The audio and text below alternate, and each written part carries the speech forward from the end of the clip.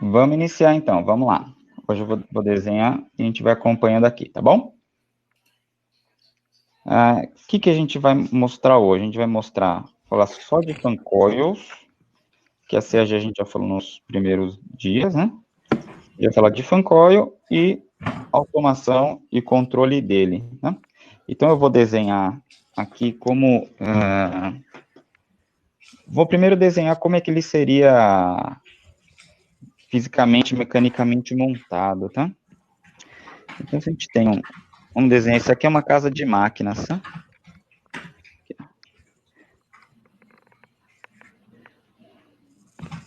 Eles falam o seguinte, a Uninove lá. Desculpa. Aqui, ó, casa de máquinas. Ok? Então, o fan coil, ele fica, vamos supor, ele está nessa parede aqui, e ele tem, como o próprio nome diz, o ventilador, que é o fan, e a serpentina, que ela fica na diagonal. Alguém sabe dizer por que a serpentina fica na diagonal?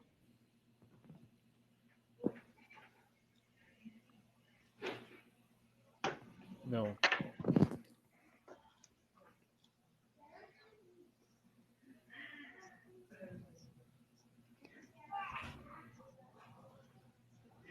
Aqui, ó. A serpentina fica na diagonal para ela ter uma área maior para troca de calor. Se ela fosse assim, ela teria um tamanho maior. Lembra que a troca de calor é pela a superfície de contato, quantidade de superfície, ou seja, a área. Então, se eu coloco ela retinha aqui, ela ia ter menos área do que aqui. Então, ela ia ser menor e aqui ela é maior. Você tem uma área de troca de calor do ar que flui através desse fan coil. Então, você vai sempre ver uma serpentina instalada na diagonal. E aqui eu estou desenhando azul, a entrada e saída de água, só para a gente ter uma ideia aqui de como funciona, e a válvula de água gelada aqui, bem? Então, como é que faz esse fan coil? Sai um dutão de ar aqui, aí que bacana. Sai o duto de ar aqui, que vai ligar, jogar esse ar num ambiente aí, né? Aí. E aqui são os ocupantes, né? Aí que bacana. Chapeuzinho. Tá. Então aqui são os ocupantes. Então aqui é um ambiente que a gente quer controlado. Só que esse ar, ele está insuflando o ar aqui. Que se eu ficar insuflando o ar e não retirar o ar daqui, o que vai acontecer com essa sala? Ela vai se pressurizar e uma hora eu não vou ter mais fluxo de ar. A não ser que vaze em fresta de porta, janela. Mas esse ar tem que voltar ou tem que ir para algum lugar. Para não jogar um ar condicionado que já passou pela serpentina para a atmosfera, para não desperdiçar, jogar ele fora, a gente vai voltar esse ar para a casa de máquina, num duto que a gente chama de retorno, ok? Aí que bacana. E esse ar ele é insuflado por aqui, ele retorna por aqui, só que na casa de máquina, por norma, tem que se ter uma tomada de ar externo, através de um damper aqui regulado, uma certa vazão de ar, parte desse ar tem que ser renovado. Então, vamos só fazer para não ficar confuso o desenho aqui, pronto. Então aqui a gente tem o fluxo de ar frio, aqui é o ar de retorno que está voltando, ok? Gás de máquina. E o ar que vem de fora, vamos pôr verdinho aqui. Pronto. Muito bem. Está todo mundo acompanhando aí?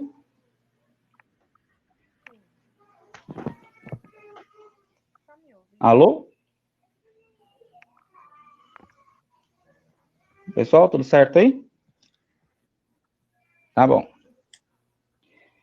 Então vamos lá. Tá bom. Então, quem tiver dúvida, por favor, vai me parando aqui para a gente ir falando, tá? Eu vou seguindo em frente aqui. Então, pois bem, qual que é a mecânica aqui? O ar, ele entra, passa pela serpentina, isso aqui é água gelada, tá? Ele passa pela serpentina e ele é insuflado no ambiente, ele retorna esse ar e volta para cá, a parte dele toma o ar de fora, uma porcentagem desse ar tem que ser renovada por causa de CO2, qualidade do ar mesmo, bactérias, doenças e outros gases. Então, você tem que ter uma parte renovada. Só que aqui, vamos supor, você insufla 100, volta a 100, como é que esse ar vai pegar alguma coisa? Porque sempre escapa para outro ambiente, porta, janelas, essas coisas. Então, entende que sempre o retorno vai acontecer. Agora, primeira pergunta para vocês. Eu preciso controlar isso daí, né? Então, a gente vai colocar o nosso controlador aqui, que é o nosso DDC. Ok? O que esse controlador vai fazer? Ele vai modular essa válvula em função da temperatura. Então, onde eu ponho o sensor de temperatura? Eu posso pôr ele no ambiente, eu posso pôr ele no insuflamento da máquina, posso pôr ele no retorno, posso pôr ele na caixa, no ar misturado aqui. Onde vocês acham que é o correto? Eu acho que é no ambiente. Que? Sim, no ambiente. João, nós poderíamos colocar tanto no ambiente quanto no retorno. No retorno aqui? Também. Tudo bem. Então, onde a gente põe o sensor? Sempre dentro onde a gente quer, da variável que a gente quer controlar. A gente quer a temperatura ambiente, tem que ficar no ambiente. E aqui é o mesmo ar. Até muitas vezes o retorno é preferido, que às vezes o ambiente é um pouco grande, então você tem que escolher se você vai pôr perto de uma porta, você tem que esconder ele da janela para não ficar tomando sol. Então o sensor tem que ser posto numa altura de 1,5 m ou um pouco a mais, geralmente onde ficam as pessoas, para ficar melhor. Se o ambiente é um pouco disforme ou grande, pode pôr no retorno, porque ele vai pegar uma resultante e vai controlar legal. Então, pode ser aqui ou aqui. Posso ter os dois?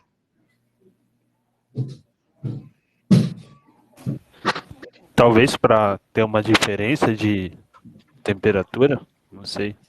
Não sei se seria útil. Sim, não seria prático. Eu tenho que escolher um. Eu não posso usar os dois. Quando a gente tem um ambiente muito grande, as pessoas, os projetistas, colocam 2, 3, 4, 5, um monte de ambiente para fazer média. Mas nunca retorno em ambiente, tá? Quando a gente tem mais de um sensor para fazer média, eu particularmente não gosto muito, porque uma média só funciona quando as temperaturas são parecidas. Porque se você põe um sensor num canto da sala e outro em outro, e a diferença de temperatura é muito grande, você vai ter um controle difícil, porque, vamos exagerar, se aqui você tem 10 graus, aqui você tem 30 graus, o controlador acha que tem 20. Então, nem essa é real, nem essa é real. Agora, se uma tem 22, outra tem 23, ok. Mas se uma delas escapar demais, ou você vai deixar um lado da sala muito frio, ou vai deixar o outro muito quente. Claro que quando você tem um ambiente desse, e não é raro, é uma questão construtiva. A automação não consegue resolver essas questões de quando o ar não é igualmente distribuído ou a sala é igualmente condicionada. A automação ajuda, mas ela não consegue fazer a mágica, né? Então, voltando aqui, o sensor pode ser no retorno, pode ser no ambiente, tanto faz. Pode ser no insuflamento? É possível, mas o controle não estaria tão bom, eu imagino. Sim, porque se eu ponho no insuflamento, o que eu quero controlar? A temperatura ambiente. Aqui ele vai me dar a temperatura de 14 graus, 16 graus. A única coisa que eu vou conseguir aqui da vida é garantir que essa temperatura esteja, que ele esteja insuflando uma temperatura que eu quero. Não é ideal quando a gente está climatizando o ambiente. Isso aí só pode ser usado quando é um ambiente muito grande, que nem um supermercado, um galpão aberto, um ginásio. Aí você põe o sensor aqui que você não consegue ter um ponto, ou um CPD, você não consegue ter um ponto onde você quer controlar a temperatura, então você garante o insuflamento, fica mais ou menos, mas é o melhor que dá para fazer quando o ambiente é muito, muito grande, né? Então, sempre retorno aqui. Agora, é muito comum, muito mesmo, o pessoal de instalação coloca um termostato aqui. Que ar é esse aqui? Alguém sabe como a gente chama esse ar? Qual ar?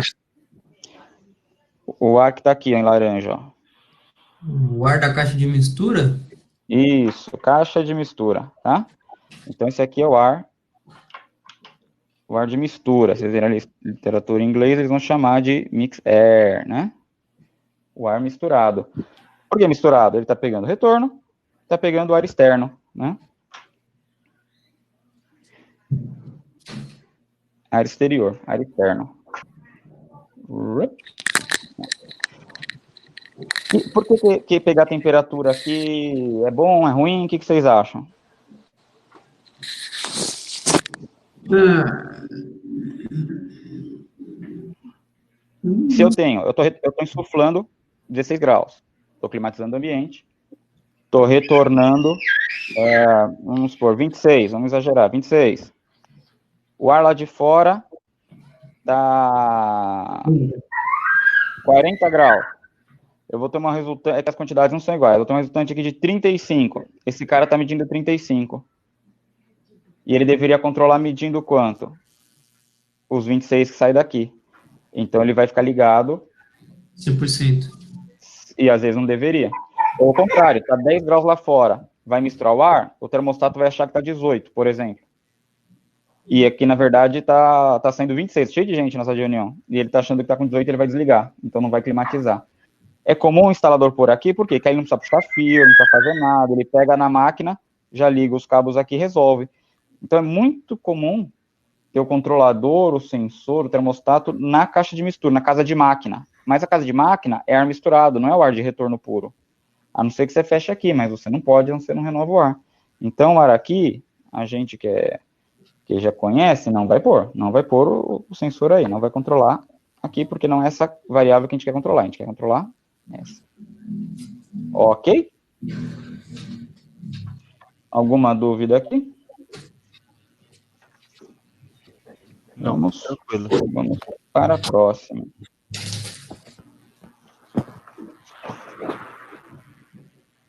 Ó, vou desenhar a mesma coisa aqui, mas agora é o mesmo desenho, tá? Só que é de um jeito diferentão aqui, né? Então tem um ventilador aqui, o nosso fã. Ao invés de desenhar um duto, agora eu vou desenhar uma linha, tá? Então ele vai controlar esse ambiente aqui. Então tá aqui o nosso bonequinho. Deixa eu ver. Esse aqui é menininha, pronto. Pronto. Esse ar retorna para a máquina, ok? E tem uma tomada de ar externo, né? Então aqui é o ar de retorno, aqui o ar externo e aqui o ar de insuflamento. Ok? Vamos, ó, só para a gente visualizar aqui, ó. Vamos sempre desenhando a válvula aqui para a gente não nos perdermos. Serpentina e volta. Então aqui é a parte da água, tá? Pois bem. Deixa eu apertar um pouquinho. Aí a parte da água gelada. Então esse ar está circulando no ambiente e tal. Imagina que esse fan coil, né? Então, o fan está aqui, né? Lembrando. E esse aqui é o coil. Vamos supor que esse fan coil vai controlar 2 ambientes. Isso também não é raro, isso acontece, né? Ok? Isso é possível? É possível, a gente vê que isso acontece, né? Minha pergunta é, onde eu ponho o sensor aqui? Eu posso ter um sensor em cada sala?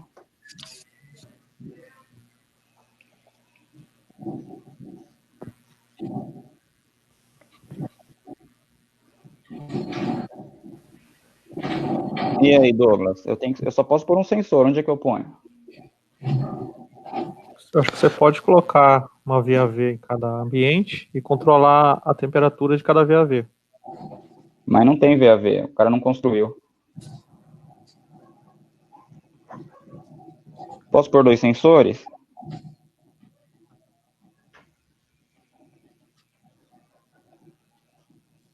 E aqui é comum, ó. Então, o que acontece? Lembra da nossa malha de controle lá? que a gente tem o controle, a gente tem o processo, a gente tem o ambiente, a gente tem a medição. Quando a gente fala do sensor, a gente está falando na medição. E a gente volta aqui, tem o set point, né? Então, eu só posso ter uma medição, eu não posso medir dois ambientes, eu tenho que decidir por quem que eu vou controlar. Uhum. Então, o que acontece, pessoal? Escolhe uma sala, põe na sala, na prática, ou a sala mais importante, ou a sala que tem mais gente, ou de quem tem o cargo mais alto. Se aqui tem uma sala de reunião com 30 pessoas, mas o presidente está nessa, o sensor vai ficar aqui, tá? E esse sensor tem que ser ligado no controlador, que ele vai modular a válvula, e ele vai ligar e desligar o ventilador. Isso, função de programação horária, outras coisas, e aí vai.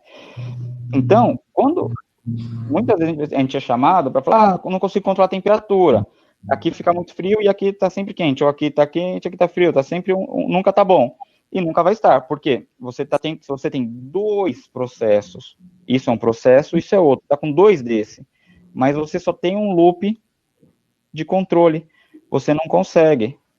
E como eu conseguiria? Poderia ter dois fan coils, poderia fazer um sistema de VAV que a gente vai ver, mas aí preciso de uma obra, porque eu tenho que pôr caixas de VAV, eu preciso pôr outros equipamentos aqui. Então, não tem mágica, é outra coisa. Foi um erro construtivo. A automação não vai resolver isso aqui. Você pode ajustar, escolher um mandando. Às vezes você pode até ligar dois sensores, mas um manda, o outro não, ou criar níveis de alarme. Se ficar muito quente, ignora o outro. Você pode criar regras, mas não tem como resolver isso. Então, quando a gente pega uma situação dessa, é um problema construtivo, você pode tentar minimizar com algum ajuste, mas não vai resolver. Não tem como. Por fundamento de controle mesmo, não tem como. Uma vez que está construído, infelizmente, falar para o cliente, tem que fazer uma obra para resolver. E aí, quase sempre ele não vai querer, né? Eu posso pôr um inversor nesse ventilador aqui? Pode. E por que eu ia querer isso? Basicamente, nós poderíamos colocar um inversor de frequência para modular a vazão de ar em função do quanto o filtro está sujo. Isso. Então, se eu tenho um bloco de filtro aqui,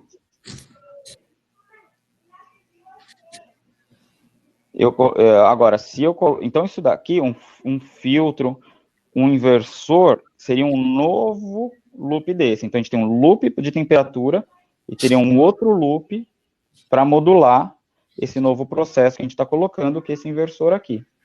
Então, ele vai modular em função do que aqui? Da pressão do ar. Da pressão do ar. Vamos pegar aqui, ó, um ΔP, e ele vai tomar o ar aqui. Então, conforme essa pressão, ele fala, por exemplo, eu quero ter nessa linha 100 Pascal. Muito bem. Se essa pressão começar a cair, ele começa a aumentar a rotação do variador. Essa pressão começa a cair, ele começa a aumentar, e aí ele tem que manter sempre em 100 aqui, porque é uma questão de projeto, às vezes essas salas exigem, ou por algum motivo as cirurgias, ou salas que precisam ser limpas, manipular remédio, ou simplesmente o cliente exigente. Então, ele vai ficando. Quando você pode fazer na automação, quando esse inversor já estiver, por exemplo, a 55 Hz, ele já entende que o filtro está sujo, e ele vai enviar um alarme para o gerenciador,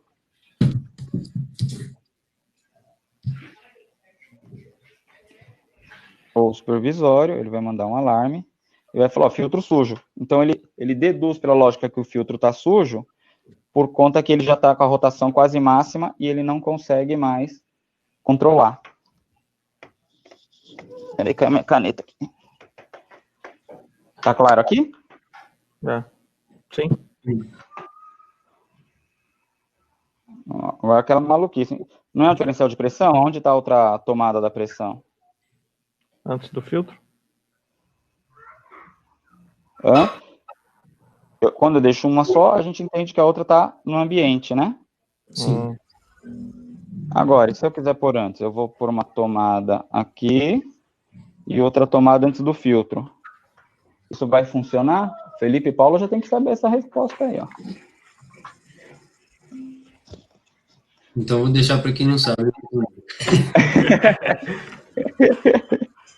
Bom, vamos lá.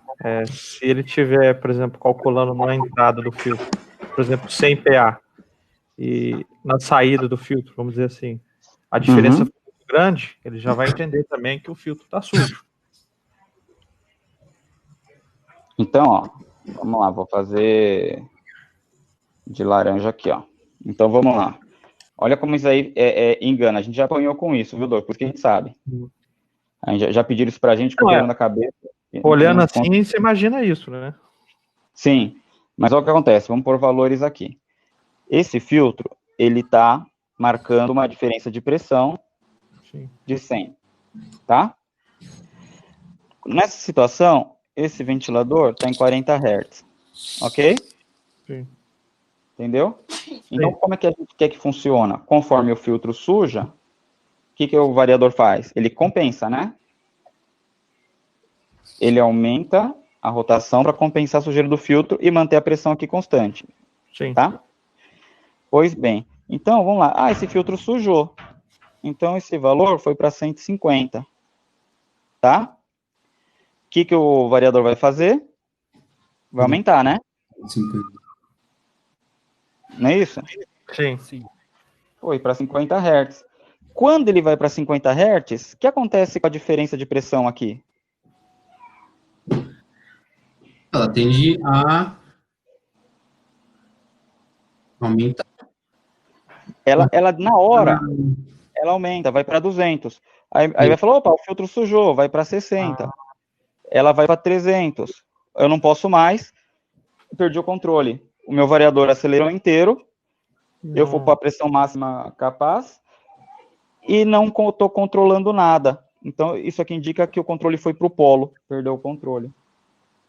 Você entendeu? Porque ela está reagindo direto. Conforme eu aumento aqui, é natural. Eu não consigo controlar tomando as duas pressões. Porque o filtro vai estar sujo, o ar vai sofrer uma resistência maior antes do filtro, né? E isso vai tender a aumentar a diferença de pressão. Correto. Aumenta a pressão, aumenta o inversor, que aumenta a pressão, que aumenta o inversor, vai tudo para 100% e vai ficar lá para sempre e nada vai mudar.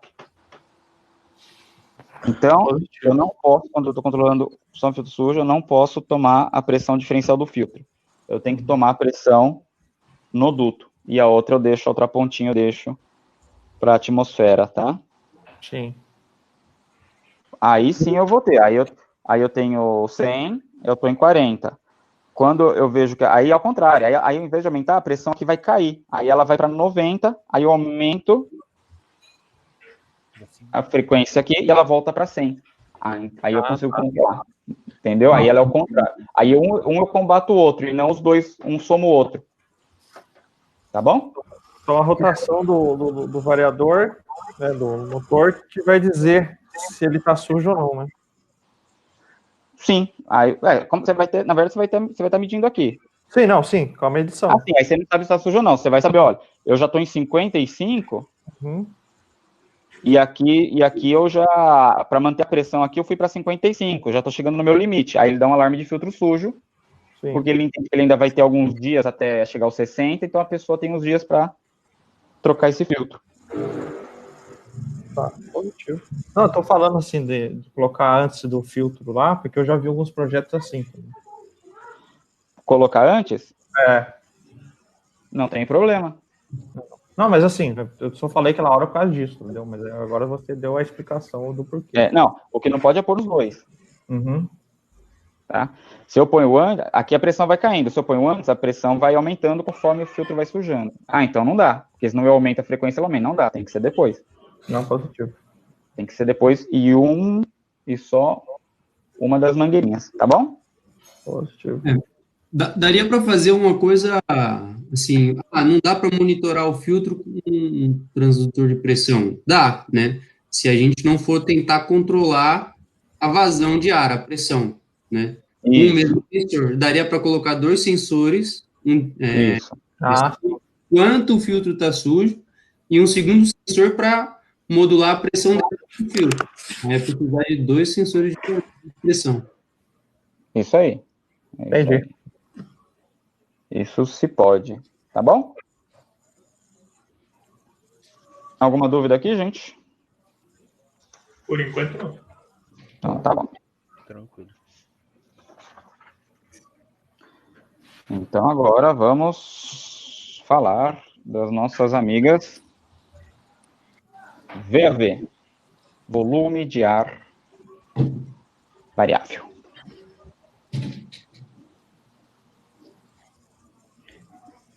Então, vou sair só com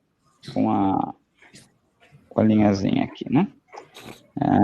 Vamos pôr um damper aqui. Também. E aqui a gente põe o nosso ambiente.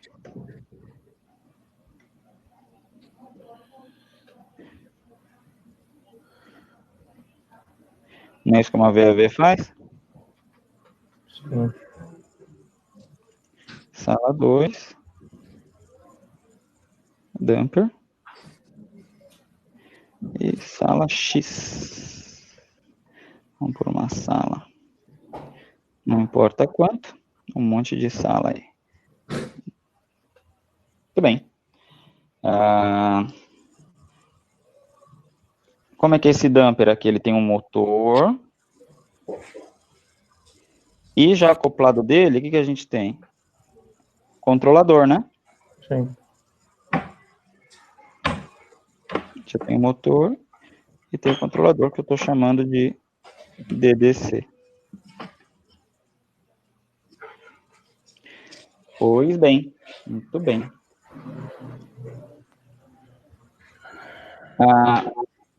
Vamos deixar eu mostrar aqui para vocês um pouco.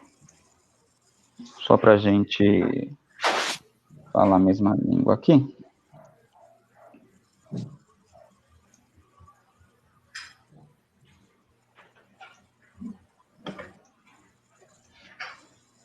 Estão vendo a tela aí, né? Sim. Então, caixa de VAV. O que é uma caixa de VAV? É esse aqui, ó, que beleza. É um damper, né? Então, com damper e com um motor. Então, esse motor está acoplado ao controladorzinho que está aqui na frente. Você pode ver que tem um borne. E ele tem umas mangueirinhas de ar ligando ali, dentro da caixa, que é onde vai tomar a pressão. Essa mangueirinha de ar, aqui dá para ver bem, ó. Geralmente a caixa VAV tem uma saída circular. Tá vendo? Tem uma cruz aqui, ó. Sim. Isso aqui chama cruzeta. Então, as mangueirinhas de tomada de pressão, elas são ligadas na cruzeta. Aqui, ó.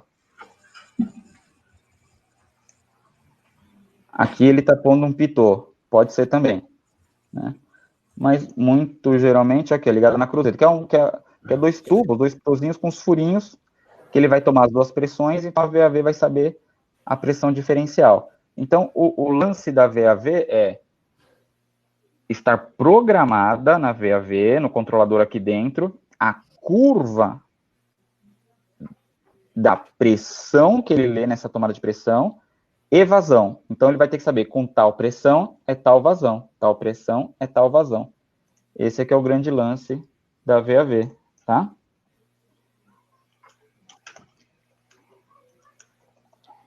Vamos ver aqui. Beleza. Aqui uma caixa VAV. O OneWorks não é popular mesmo, né? Aqui, ó. Um controlador. Sempre tem as tomadas de pressão, aqui em cima. Um motor atuador. E alguns bornes para ligar o sensor ambiente. Ou às vezes ligar uma resistência de aquecimento, válvula de água quente. Por aí vai. E esses são os módulos que ficam no ambiente. Ou só um sensor de temperatura cego. Geralmente, o VAV tem a opção do usuário poder ajustar o controle da própria sala, né? Às vezes, o cliente com uma questão operacional não quer tudo na supervisão. Tá bom? Positivo. Vamos voltar aqui. Pronto, voltamos para o desenho. Então, essa caixa de VAV que eu mostrei, elas estão no duto para cada sala. Muito bem. Então, como acabo de falar aqui, a gente vai ter os sensores de temperatura em cada ambiente, correto?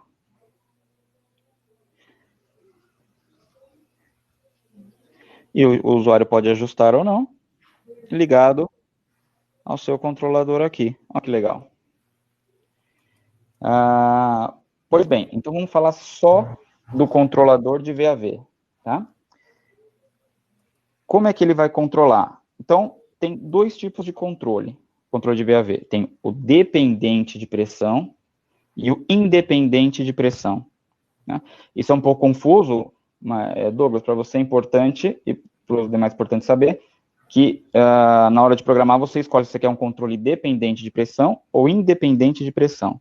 Tá? Isso você seleciona na hora de programar o seu controlador de VAV.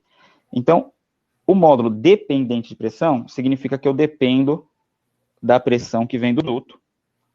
Então, eu vou ler a temperatura, vou fazer meu loop PID, e em função dessa temperatura, vou abrir uma certa porcentagem desse damper aqui, da caixa VAV, tá?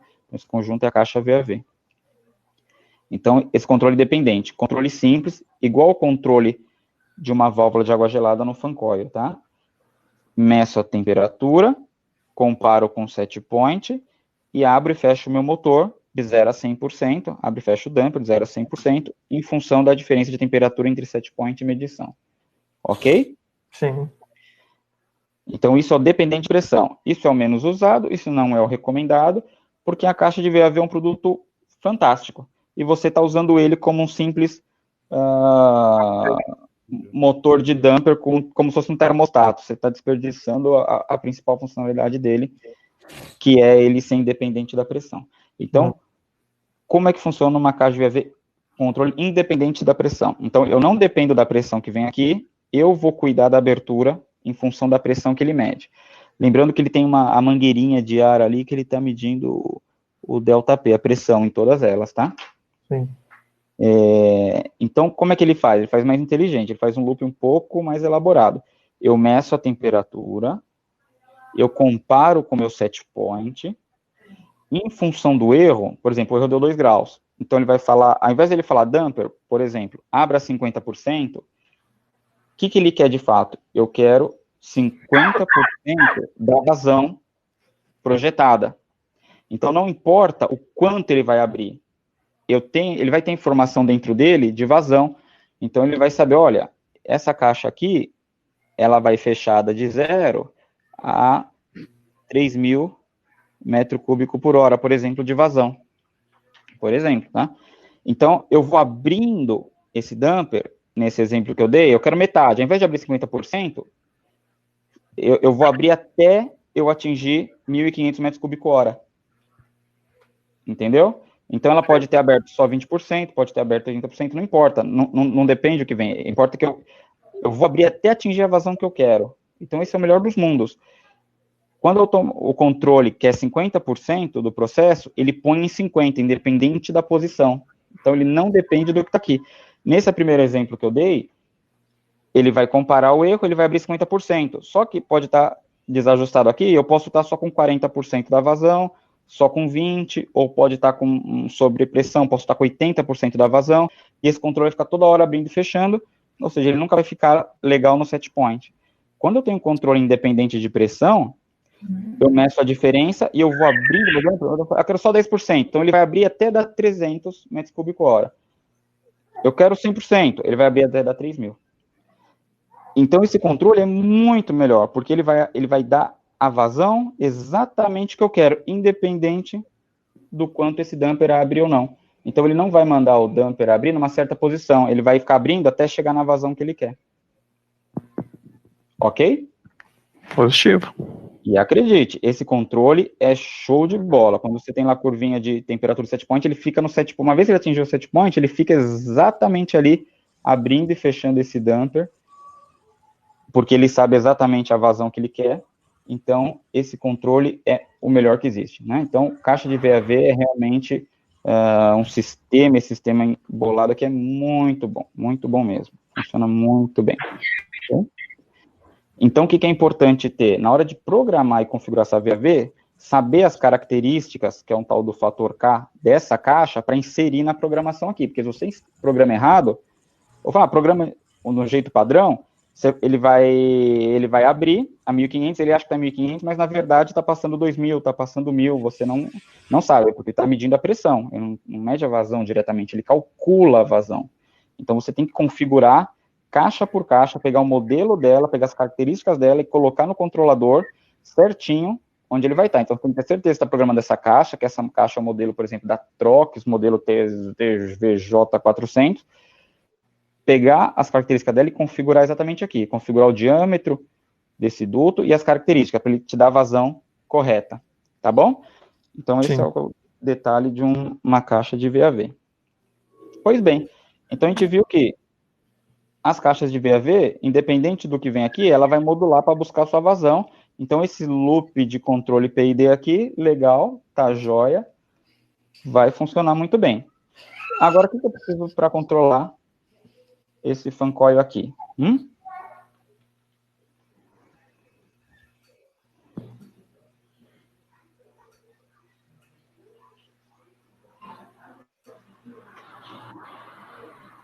Desenhar uma válvulinha. Então, lembrando, cada um desse aqui é um controlador, tá?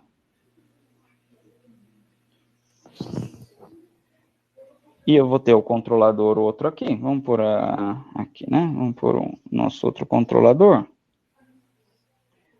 No caso da Honeywell, um Spider. No caso da Johnson, um PCG. No caso da Schneider, um B3. Se for um IP, um M, sei lá o quê. Então, pois bem. Que eu preciso para controlar aqui? Eu preciso... Peraí, esse ventilador, ele tem que ter inversor?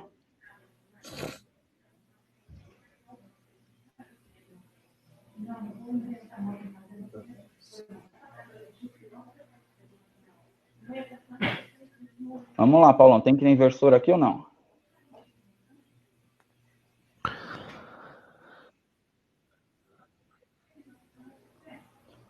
Isso aqui vai abrindo e fechando, né? Se eu tenho uma vazão constante aqui, conforme esses dampers vão fechando, ele vai ter uma sobrepressão nesse duto. Sobrepressão é ruim porque vai dar ruído nas frestas, nos ambientes, vai ficar um barulhão. Vou estar desperdiçando o ventilador, porque ele vai estar rodando mais do que precisa. E os que estão abertos, às vezes vão ter dificuldade, porque ela vai abrir um pouquinho e já vai atingir a vazão que ela quer. Então, é ruim para o controle, é ruim para o ruído, é ruim para o gás de energia elétrica. Então, a gente precisa controlar essa rotação desse motor. Então, a gente vai pôr um variador, um inversor. Um inversor de frequência aqui. João, nesse sistema, a gente controla a válvula de água gelada em função da temperatura de insuflamento, né? Porque não dá para pegar o retorno, cada sala vai estar com a temperatura diferente, não faria nem sentido. Então, ia garantir a temperatura de insuflamento, né? Tipo uns 18 graus, 16 graus. Isso aí. O que ele está falando esse ar aqui, vamos falar do ar aqui, né? Então, esse ar está sendo insuflado, ok? Ele está sendo insuflado. Esse ar precisa retornar, né? Vamos retornar ele por baixo aqui, ó. Então, ele vai retornar. E ele vai lá... Sumiu do desenho aqui, não acredito. Ele vai lá para cá, ó. Pronto. Volta para cá. Então, esse aqui é o ar de retorno.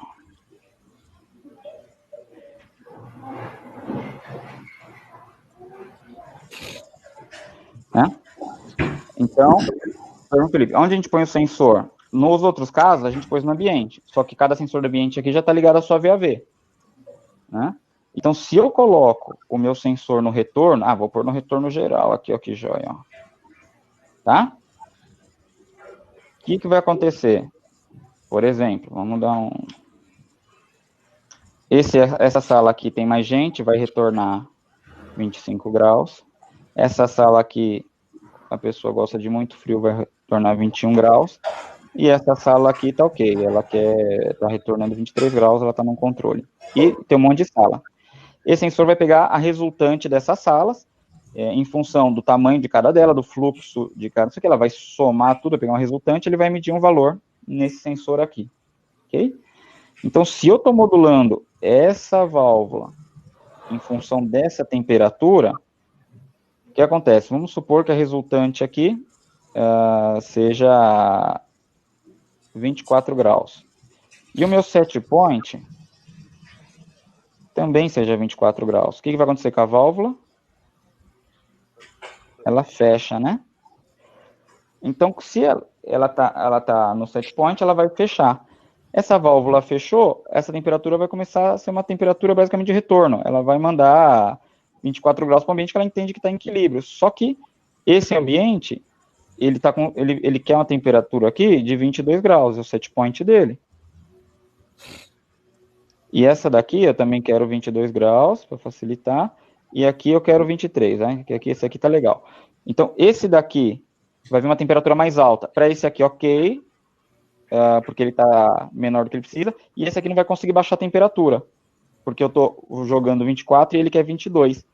Então, eu não vou conseguir satisfazer as VAVs, que o controle, ele não está vendo a temperatura insuflada aqui, ele está vazão, ele vai abrir toda a vazão, ele entende que está vindo ar frio aqui, mas não está, e ele vai chegar uma hora, vai abrir tudo, que o PID vai mandar abrir mais, abrir mais, abrir mais, e ele nunca vai atingir o set point, porque você está insuflando ar quente, porque essa válvula entende que ela está na temperatura que tem que estar. Então, para controle de VAV, proibido sensor no retorno, isso não existe. Tá? Um controle de VAV, esquece aqui, não existe. Um controle de VAV, você tem que garantir a temperatura no insuflamento. Aqui sim. Você tem que garantir que essa temperatura, por exemplo, eu quero um insuflamento aqui a 16 graus Celsius. E aí cada VAV vai modular a sua. Quem vai cuidar do controle de cada ambiente é a VAV. Então, essa válvula vai abrir e fechar em função dessa temperatura aqui. Então, eu vou garantir que essa temperatura esteja suficientemente baixa para eu conseguir controlar todos os ambientes que eu tenho ligados a esse fan coil, tá? Se for muito baixo aqui, exageradamente baixo aqui, vou insuflar 10 graus. Ok, insuflamento muito frio é ruim porque não traz conforto para o usuário, esse ar muito frio pode pegar em alguém. Mas aí a VAV, ela vai controlar só abrindo e fechando um pouquinho, não é o ideal. O ideal é que ela tenha um curso maior de controle, que ela consiga modular mais. E vai ser um desperdício, porque elas vão estar só usando um pouco desse ar. E se eu ponho ela muito alta, ela pode chegar ao ponto de abrir toda e não conseguir ficar no set point. Então ela tem que estar num ajuste que ela tenda e chega num equilíbrio legal para todas as salas, que ela consiga atender todo mundo.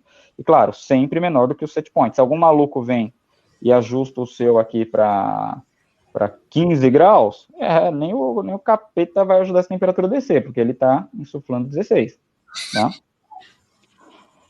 Então, sistema de VAV, temperatura no insuflamento, sempre, tá? Logo na saída do ventilador ali. Beleza? Show. Então, quando a gente falou da pressão, essas caixas aqui, imagina que tem 30 caixas. Elas estão abrindo e fechando, abrindo e fechando, abrindo e fechando, abrindo e fechando. E esse ar, ele precisa ser controlado, por isso que a gente pôs um inversor aqui. Então, sempre que a gente tem algo a ser controlado, a primeira pergunta que a gente tem que fazer é em função do quê? Né? Então, esse inversor vai ser controlado em função do quê?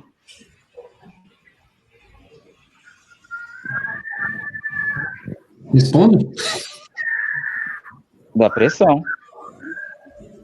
Então, esse inversor vai ser ligado também nesse controlador e ele aqui também. O único ponto que eu coloquei em azul porque ele é um loop de controle diferente. Então, a gente tem os loops de controle, cada caixa VAV, o loop de controle da válvula e o loop de controle para modular esse inversor. Então, em função da pressão, então eu cheguei à conclusão que eu preciso de 40 PA lá na última máquina. Então, esse cara ele vai modulando para manter essa pressão constante, que é uma pressão de projeto, que eu entendo que essa e as outras caixas vão conseguir modular e conseguir controlar suas temperaturas de forma adequada. Tá? Só que tá vendo que eu pus lá antes da última, né? Só que na prática ele acaba sendo logo na saída do fan coil. Por quê? Para não levar cabo e o sensor lá longe, ficar instalando tudo lá longe. Mas, como a gente viu, o ideal não é aqui, né? Porque se eu garanto, por exemplo, que eu tenho 100 PA nesse ponto, pode estar todo mundo aberto e eu ter menos de 40 ali que eu preciso. Ou está todo mundo fechado e eu garanto 100 aqui, e aqui eu estou com 80. Aí eu estou usando mais ventilador do que eu precisava. Então, o ideal mesmo é colocar lá na ponta, que é o mais econômico, o mais eficiente. Mas, colocar aqui vai funcionar também. Se você entende que 100 PA aqui vai atender todas, vai atender, você só vai gastar mais energia em algumas situações. Você vai usar mais ventilador do que precisava em algumas situações. Mas vai funcionar também, tá bom? Então é isso. Então, aqui, ó. E quando a gente tem o nosso lá, vamos por aqui, o nosso gerenciador. Aqui já estamos falando nível de comunicação, BACnet, tá? Ele vai se comunicar com cada controlador. Opa, mas não é assim, né, gente? É um pinga-pinga, né? Ele vai de um, vai para o outro, vai para o outro, vai para o DDC e vai para o outro controlador aí, vai embora. Tá? Não é estrela, a arquitetura é sempre daisy chain, pinga-pinga, né? Então, a automação vai sempre fazer todos se comunicarem aí. Mas o último controlador, ele precisa voltar para o gerenciador também, ou não tem necessidade? Como? Esse aqui? O último, nesse caso? É, tipo, como se fosse um laço classe B, lá do alarme de incêndio, mais ou menos. Né? Tá. Chega no último controlador, tem que programar ele como se ele fosse fim de linha. Vou falar isso. Vamos falar isso agora, então. Alguém ficou com dúvida aqui? Não. Então, ficou claro? Controle de VAV. Depois é bom rever esse vídeo. Tem que estar bem controlado aqui, tem que estar bem dimensionado, tem que saber a curva das caixas, tem que saber o set point, sensor sempre no insuflamento, não pode ser em outro lugar. Né? Modula válvula. Eu posso ter resistência de aquecimento aqui também, né? E aí eu também vou ter essa válvula ligada pelo controlador, porque às vezes é muito frio, eu quero esquentar. E aí eu vou jogar. Se todo mundo está pedindo ar quente, eu preciso insuflar 26 graus, e aí vai, tá? Muito bem. Virando a página aqui, vamos só abordar esse tema do Douglas, né? Então, quando a gente tem um gerenciador, a gente chama de gerenciador também, é um controlador que ele tem as portas de comunicação, né? Então, ele tem aqui o RS485, vamos pegar o nosso exemplo BACnet, né? E temos os controladores de campo aqui, que são os DDCs, né? Tem uma porção dele aqui. Os controladores hoje pode suportar 100 DDCs embaixo dele, até mais aí. Tá? E tem um monte de controlador. Muito bem. Vamos porque a gente tem duas redes aqui. Então, a comunicação, ela vai sair do 485, ela vai para o controlador, ela vai para o outro, vai para o outro, vai para o outro. E aí, eu posso ter outra rede.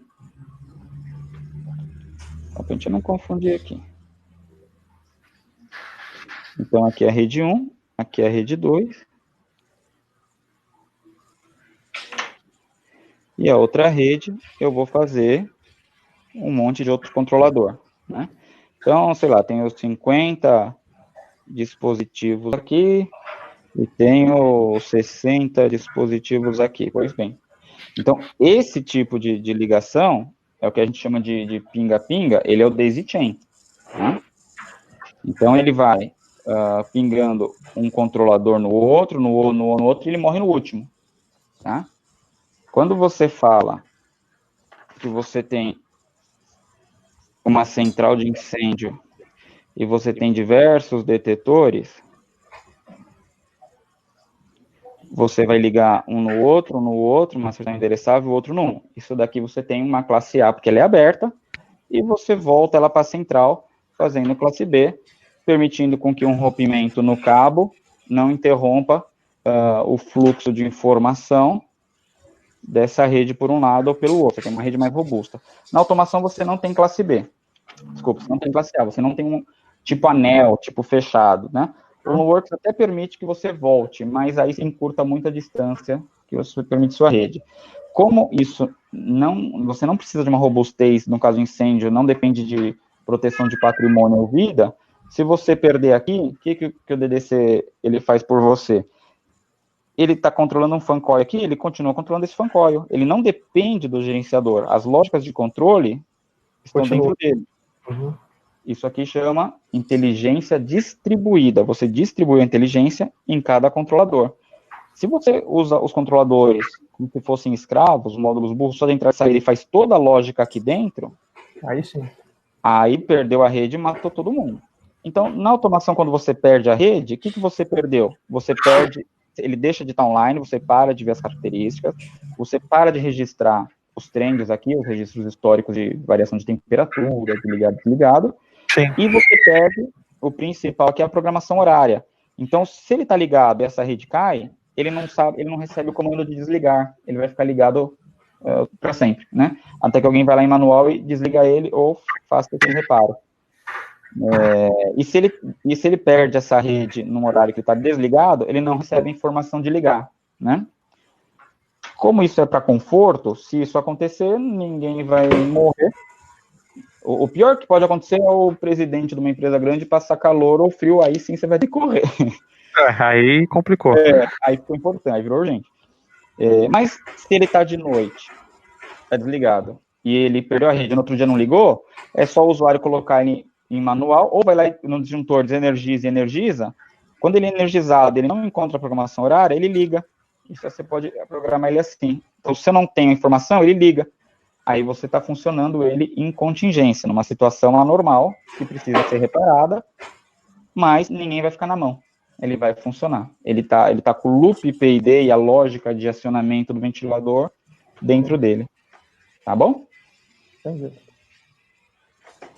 Muito bem, gente. Alguma dúvida aí? Não. Alguém que fala de alguma coisa que eu não falei? Agora é a hora.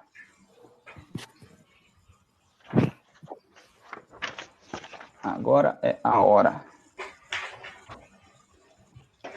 Senão já vai finalizar aqui.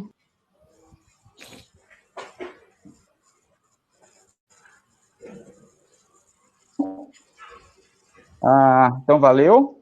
Deixa eu ver se está aqui o link aqui no chat das aulas todas, da pastinha. A gente vai encerrar a nossa série de treinamento agora. Teria alguns outros treinamentos de outras disciplinas, como a controle de acesso, o CFTV e incêndio, que é isso que a gente vai deixar para depois, quando a gente tiver a oportunidade de fazer. Depois viria, dessa aula de hoje, a apresentação de cada tecnologia, da Honeywell, da Johnson, da Schneider. Então eu vou combinar com eles, com os vendedores, o comercial desses fabricantes, para eles fazerem essa apresentação, que eu acho que é melhor. Então eu preciso ver o dia que vai encaixar e eu mando para vocês. Então, amanhã é feriado, né? Não vai ter mesmo. Então vocês vão receber o convite quando eu conseguir alinhar com eles direitinho o treinamento. Tem gente que está de férias, tem gente que está fora e tal. Sim. Tá bom? Então é isso, pessoal. Valeu. Obrigado aí por tudo. Tá tudo aí no link e qualquer coisa fala comigo, tá? Valeu, João. Tchau, tchau.